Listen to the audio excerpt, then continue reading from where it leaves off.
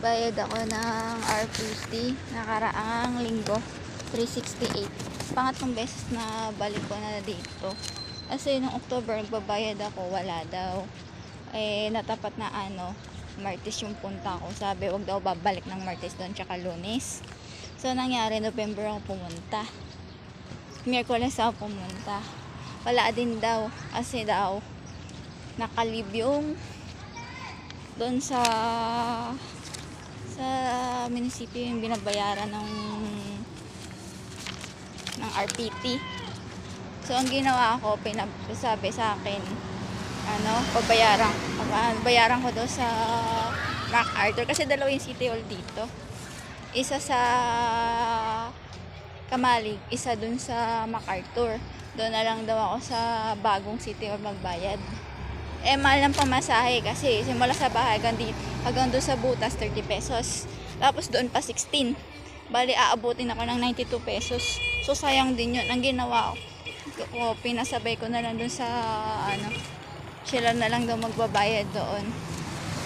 Tapos sabi balik ako ng Monday para sa resibo. Hindi ako bumalik kasi mamaya wala na naman yung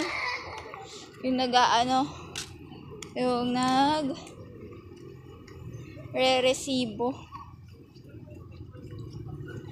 So ngayon ako bumalik, Thursday, buti nakuha ko na. Inantay pala ako na Monday. Ang hirap pa dito pag nakalip. Yung dati pumunta ako, busy daw. Kaya hindi pwede maasikaso. So sabi sa akin, balik na lang ako. Hindi naman nakabalik. November na ako nakabalik. Tapos in November, Miyerkules na ako napunta. Nakalib naman. Wag daw pupunta ng ganung araw. Monday to Wednesday. Next, ang pwede ka lang magbayad ay Thursday at saka Friday. Diyan sa City Hall. Kung gusto ko daw magbayad, doon na ako sa MacArthur. Lang hirap pag dalawa yung City Hall. Hindi mo alam kung saan ka magbabayad na makakatipid ka. Yung magastos. Kasi sayang yun, 92 pesos pang ulam na yun. Yung pagbayad nga nito, hirap ako 368 kada quarter. Bali 1.8 ang isang taon ko. Tax lang ng bahay at lupa yun. So, yun. Pero okay, mabait naman yung sabi sa akin, hindi ako magpa-penalty kasi December pa. Kung malimbawa yung hindi ka busy, okay yun, pabalik-balik. Kasi walking distance lang naman. Kung busy ka, kung umabsent ka para makapagbayad, di saya yung pag-absent mo, walang nangyari, tas absent ka na naman para makabayad.